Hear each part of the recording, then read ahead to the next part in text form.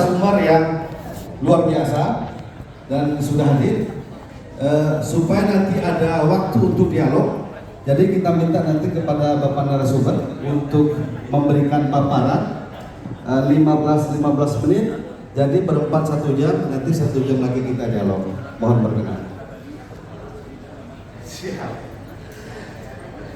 Bapak Ibu sekalian yang kami hormati, kami perkenalkan narasumber dari sebelah saya. Beliau adalah Mayor Jenderal Dato Amir Guntur Baharudin.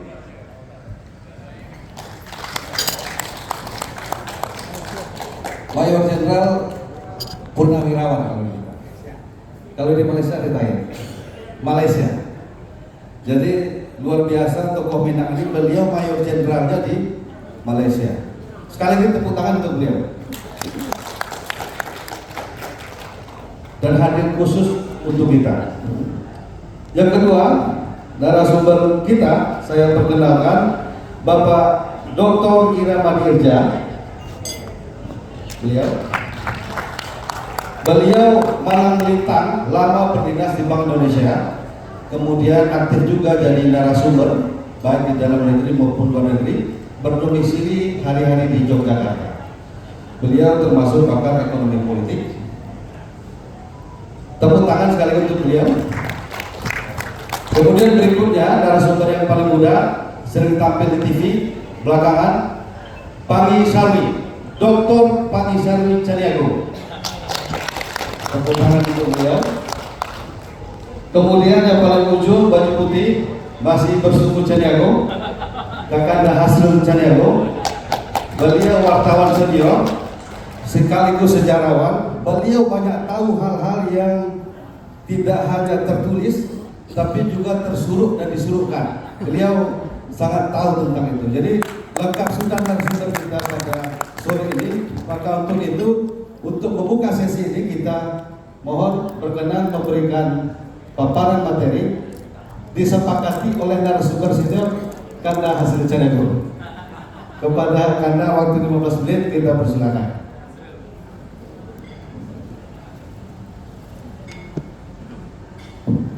Bismillahirrahmanirrahim. Assalamualaikum warahmatullahi wabarakatuh. Ini moderatornya enggak moderat, Pak. Enggak sama bareng. Baik, terima kasih yang saya hormati senior-senior kita.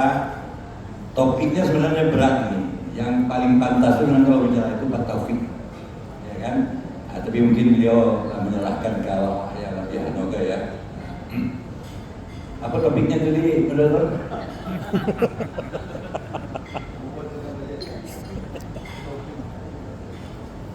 Peran politik orang Minang dulu.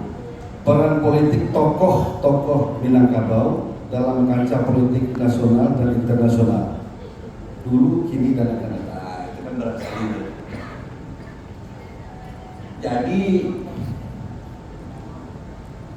tadi Pak Taufik sempat saya duduk di sebelah beliau ketika ada dipertanyakan oleh Pak Musliar Kasim tadi, mungkinkah pendidikan kita melahirkan lagi ya tokoh-tokoh seperti Bung Hatta, Tan Malaka, Sahrir, Yamin, Natsir, dan lain-lain banyak sekali ya, yang membuat waktu itu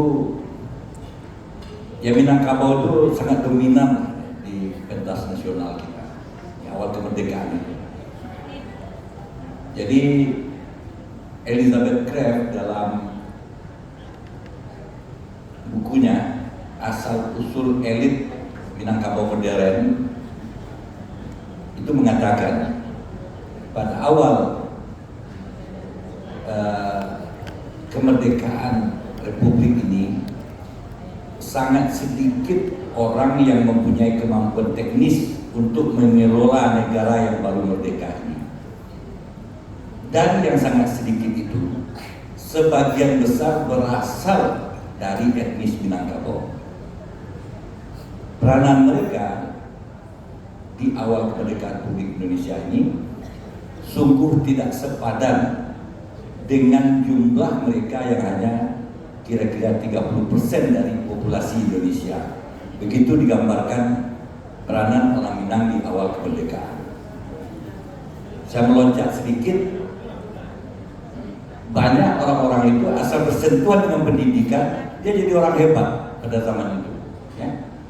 Pak Taufik, satu kelas itu istilahnya masak standar. Satu kelas itu jadi orang semua. Ada nggak sekarang yang seperti itu? Ya kan? Yang beliau itu jadi diplomat benar ada 4 orang lah ya. Jadi profesor Pak Wisber Luis, Burmauna, siapa lagi pernah disebutkan? Itu satu kelas. Yang jadi Profesor Taufik Abdullah, siapa yang tidak tahu, juga Profesor Umar Yunus, ya, yang akhirnya jadi warga negara Malaysia. Lalu ada yang jadi gubernur, Pak Hasan Basidurin, ada yang jadi teknokrat, Rustam Didong, ya. Itu zaman yang tak mungkin lagi kita ulangi. Dan satu kelas. Itu satu kelas, bukan satu sekolah, ya. Di SMA Buruko, SMA ABC namanya waktu itu, ya. Itu satu kelas itu bisa jadi semua. Ini hal yang akan ulang, sama juga seperti yang diungkapkan oleh N.W. itu tidak akan terulang lagi, ya. Karena situasinya, konteksnya juga sudah berbeda. Nah, kalau kita bahasa sejarah, ini seharusnya menjadi motivasi bagi kita. Orang Minang itu pernah dicatat, ya, kalau kita buka mata uang ASEAN ini, itu ada 3 mata uang negara itu yang menggunakan gambar orang Minang. Ya. Pertama, ringgit Malaysia.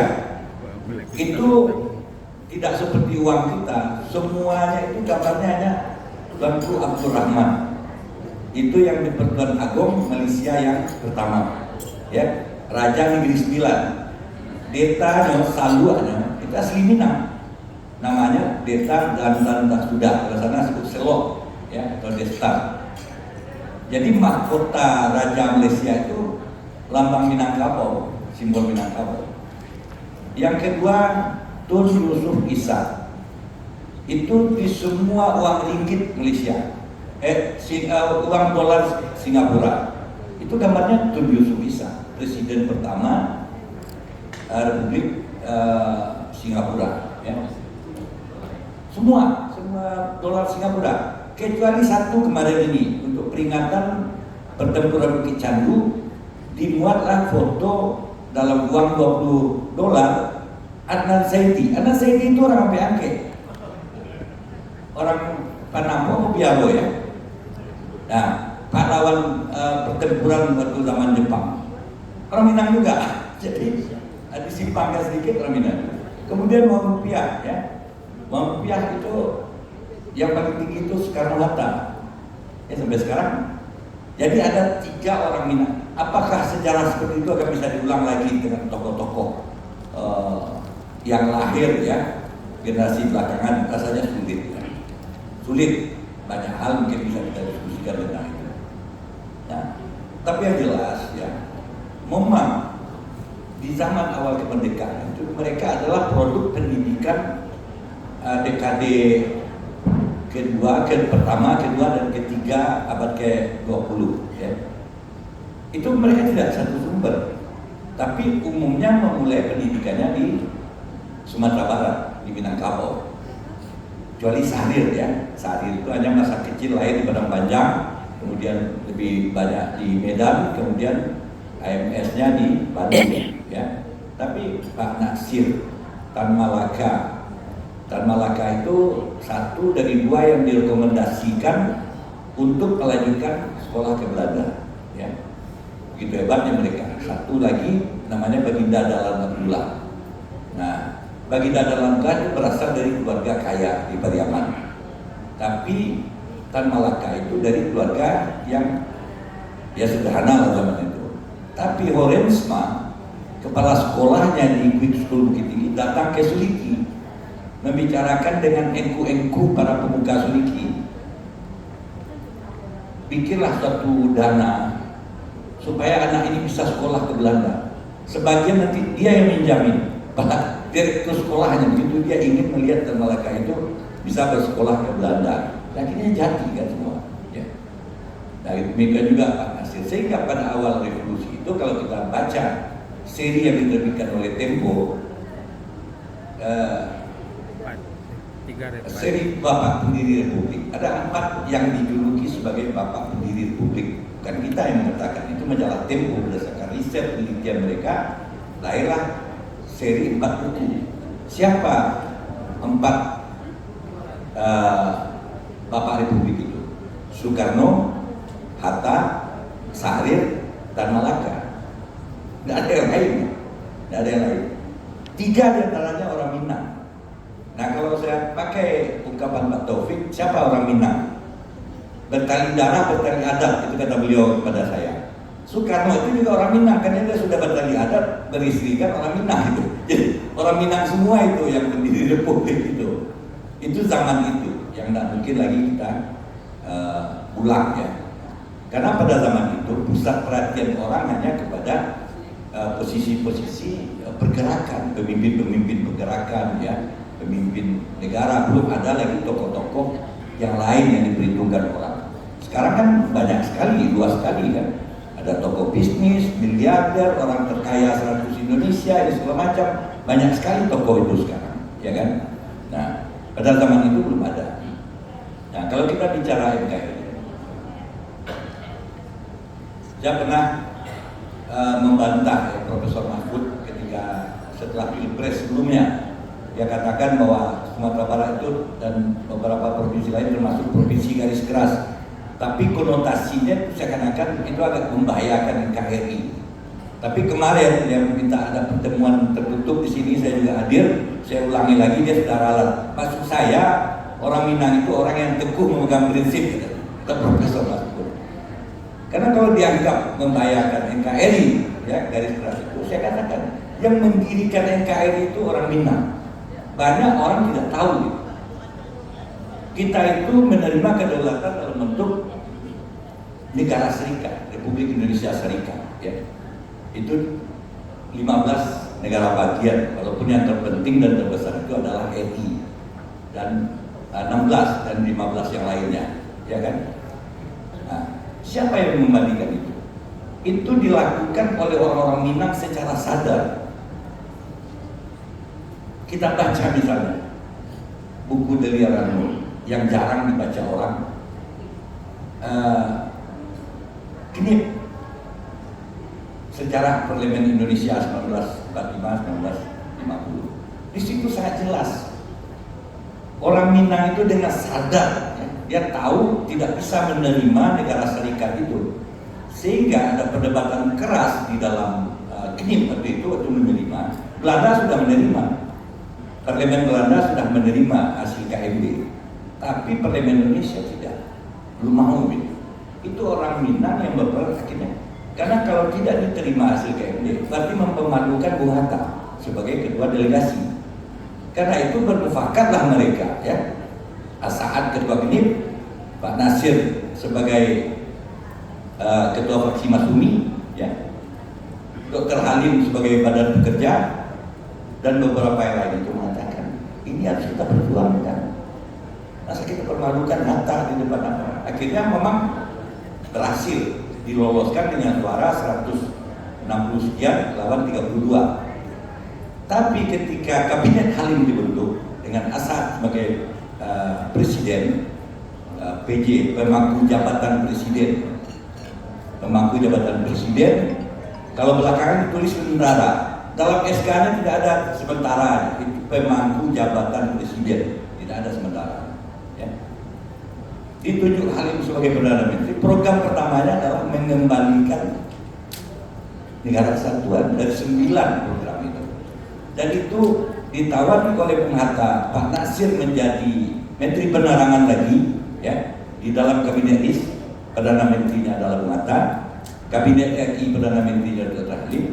Pak Nasir setengah bergurau mengatakan, saya tidak bersedia. Kenapa? Kata Bung Hatta. Karena saya tidak bisa menjelaskan kepada rakyat tentang hasil-hasil KMB yang diterima oleh delegasi yang dipimpin oleh Bung Hatta. Tapi bukan itu yang maksud saya, ingin berjuang di dalam Parlemen RIS untuk membubarkan RIS. Itu misi Pak Nasir, itu jelas-jelas dia katakan. Dia ingin membubarkan di situ untuk kembali ke negara kesatuan, ya kan? Nah, lalu akhirnya kalau istilah Mr. Saad dan Dr. Halim dalam bukunya mengatakan mereka itu bersepakat dengan sadar, ya. Pak Nasir, Bung Hatta, Halim, Saad itu bagaimana merangkul negara-negara bagian itu untuk kembali ke NKRI. Mulai dari Malang, Bekasi, Jakarta, Jawa Barat, negara Pasundan. Kalau istilah Dr. Halim ibarat buah masak saja. Jadi sudah dibagi dirinya jatuh-jatuhnya satu semua bergabung dengan NKRI, dengan RI Jogja. Sehingga dalam 6 bulan saja wilayah RI itu dari hanya sekitar 5% wilayah RI yang luas ini sudah menjadi 23. Saat itulah Muhammad Nasir membuat mosi integral yang dibuat saya katakan seolah-olah kabur. Apa maksudnya? Kita terima KMB dengan konsep syarikat, tapi kita dengan sadar akan kembali kepada NKRI. Mau apa Belanda itu? Kan ada larangannya. Dan terima.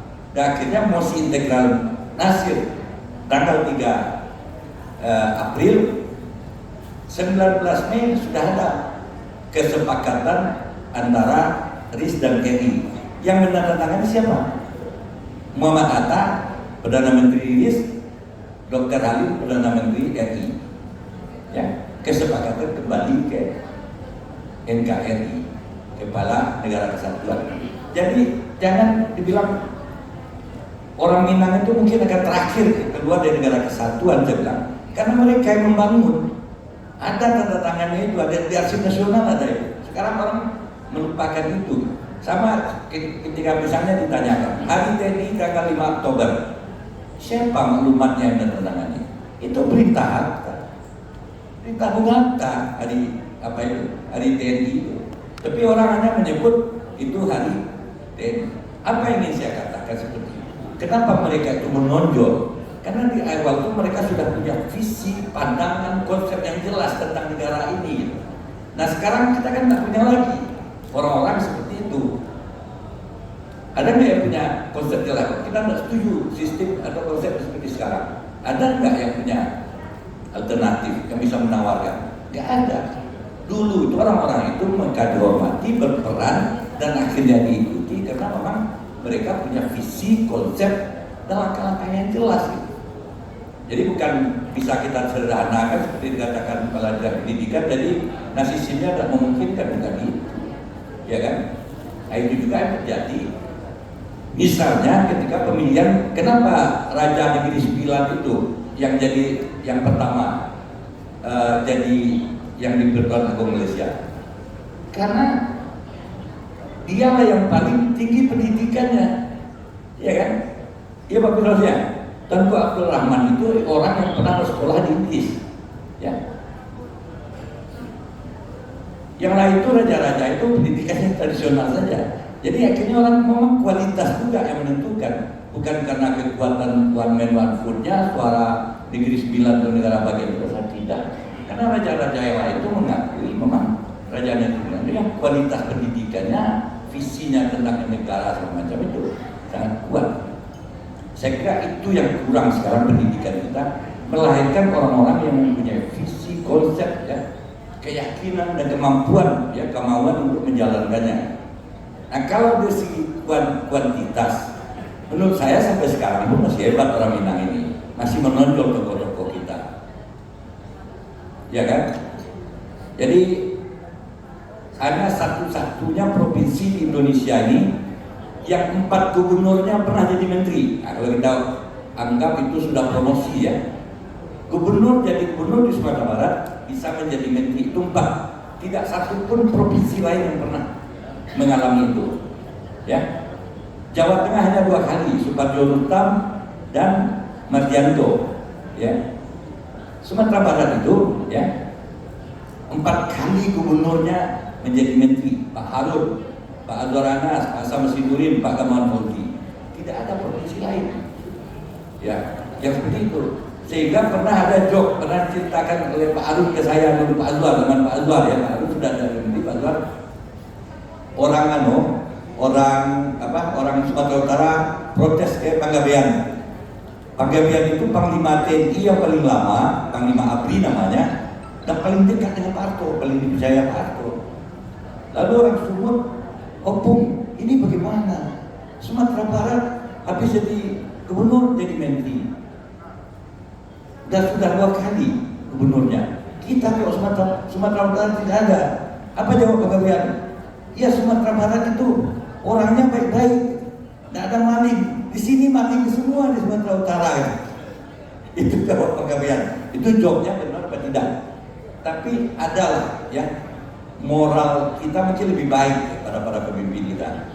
Yang terakhir itu kalau saya baca-baca misalnya jumlah kepala daerah yang sudah jadi berperkara di KPK itu sudah sampai hampir sama banyak dengan jumlah kepala daerah di seluruh Indonesia ini. Tapi ada yang hat-trick, ada yang 2 kali. Misalnya Riau 3 kali itu gubernurnya berturut-turut masuk KPK. Natuna juga hat-trick beberapa lain.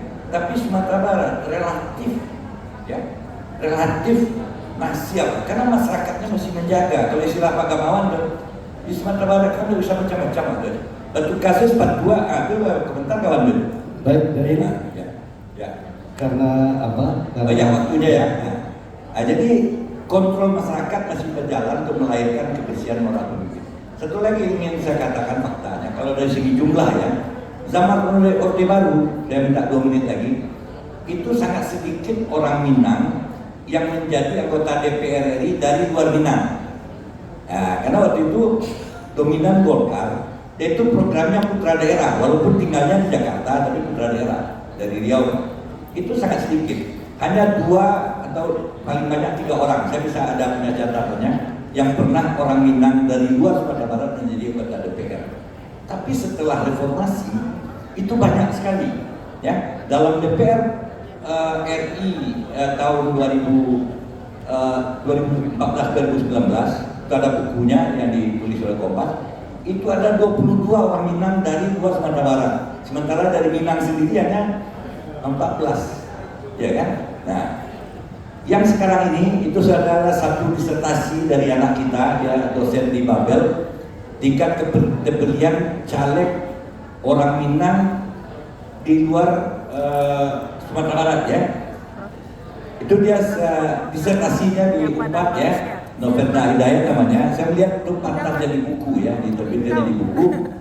Nanti Ipang lah yang edit itu. Itu dia catat 16.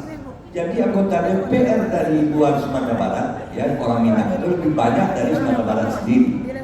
Ada 16. Tapi setelah saya hitung dia luput beberapa gitu. Juga tidak kurang dari 20. Jadi masa lalu masa kini itu masih ya. Tapi jangan kita perbandingkanlah di awal kemerdekaan itu, dan itu jauh sekali ya. Untuk kita ya, banyak hal yang perlu kita kaji-kaji itu. Dan itulah tantangannya ke depan ini gimana gitu. Ini belum bisa kita jawab ya. Oke, terima kasih. Assalamualaikum warahmatullahi wabarakatuh. Waalaikumsalam warahmatullahi wabarakatuh.